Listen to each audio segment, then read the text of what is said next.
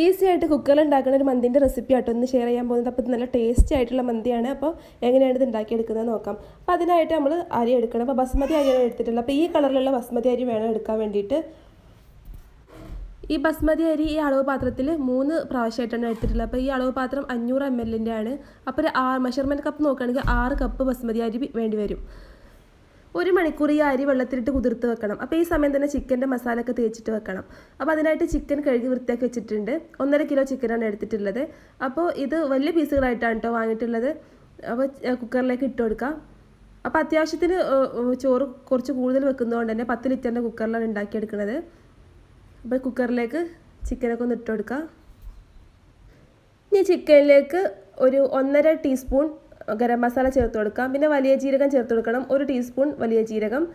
പിന്നെ കുറച്ച് ചെറിയ കഷ്ണങ്ങളാക്കിയിട്ട് പട്ട ചേർത്ത് കൊടുക്കാം. പിന്നെ ഒരു 4 ഏലക്കായ, ഒരു 10-15 ഗ്രാമ്പു, പിന്നെ ചിക്കൻ സ്റ്റോക്ക് ഉണ്ടല്ലോ അത് പൊടിച്ചിട്ട് അതും ചേർത്ത് കൊടുക്കുക. ആവശ്യത്തിന് ഉപ്പും ചേർത്ത് കൊടുക്കുക. പിന്നെ കളറിന് വേണ്ടിയിട്ട് ഒരു 2 പിഞ്ച് കളറും കൂടെ ചേർത്ത് കൊടുത്തിട്ടുണ്ട്. ഇതിലേക്ക് കുറച്ച് കുരുമുളക്, ഒരു 1.5 ടീസ്പൂൺ കുരുമുളക് പൊടിയും, ഒരു 3/4 കപ്പ് സൺഫ്ലവർ ഓയിലും കൂടെ ചേർത്തിട്ട് നന്നായിട്ടൊന്ന് മിക്സ് ചെയ്തെടുക്കാം. ചിക്കനിലൊക്കെ മസാല നന്നായിട്ട് മിക്സ് ചെയ്ത് വെച്ചിട്ടുണ്ട്. ഇനി ഇത് കുക്കറിൻ്റെ അടിയിൽ നല്ലോണം ഒന്ന് പരത്തിയിട്ട് വെച്ച് കൊടുക്കണം. ഇത് പരത്തിയിട്ട് വെച്ച് കൊടുത്തിട്ട് നമുക്കൊന്ന് റെസ്റ്റ് ചെയ്യാനായിട്ട് വെക്കാം.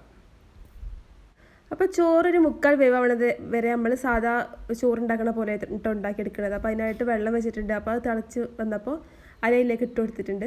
അപ്പോൾ 3/4 വേവ് ആവണത് വരെ ഇങ്ങനെയാണ് വേവിച്ചെടുക്കേണ്ടത്. ഇതിലോട്ട് ആവശ്യമായിട്ടുള്ള ഉപ്പും കൂടെ ചേർത്ത് കൊടുത്തിട്ടുണ്ട്. അപ്പോൾ ഇതാ ചോറ് 3/4 വേവായിട്ടുണ്ട്. അപ്പോൾ 3/4 വേവായി ഊറ്റുന്നതിന് മുമ്പ് തന്നെ നമുക്ക് കുക്കർ അടുപ്പത്ത് വെക്കാം. അപ്പോൾ ഒന്ന് ചിക്കൻ ഒന്ന് ചൂടാവട്ടെ. ചൂടായി വരുന്ന സമയത്ത് നമുക്കൊന്ന് ഊറ്റിയെടുക്കാം. ഇതൊന്ന് ഊറ്റിയെടുത്തിട്ട് ഈ ചിക്കൻ്റെ മേലായിട്ട് ഈ ചോറിട്ട് കൊടുക്കാം. അപ്പോൾ ചോറൊക്കെ ഇട്ട് കൊടുത്തിട്ടുണ്ട്. ഇനി വേണ്ടത് ഒരു പാത്രത്തിൽ ഒരു 5 ടേബിൾ സ്പൂൺ വെള്ളം എടുക്കാം. എന്നിട്ട് അതിലോട്ട് 1 ടീസ്പൂൺ മഞ്ഞൾപ്പൊടി ഇട്ടിട്ട് നന്നായിട്ട് മിക്സ് ചെയ്ത് കൊടുക്കുക. ഇനി ഇത് ചോറിൻ്റെ മുകളിലൂടെ ഇങ്ങനെ ഒന്ന് ഒഴിച്ചു കൊടുക്കാം. അപ്പോൾ ഇതിന് നല്ല കളർ കിട്ടാൻ വേണ്ടിയിട്ടാണ് ഇത് ചെയ്യുന്നത്. ഇനി നമുക്ക് വേണ്ടത് കനലാണ്. അപ്പോൾ കനൽ ഇങ്ങനെ ഒരു പാത്രത്തിൽ ഇട്ട് കൊടുക്കുക. ഇനി ഉടനെ തന്നെ അതിലോട്ട് സൺഫ്ലവർ ഓയിൽ ഒഴിച്ചിട്ട് പെട്ടെന്ന് തന്നെ മൂടിയെടുക്കണം.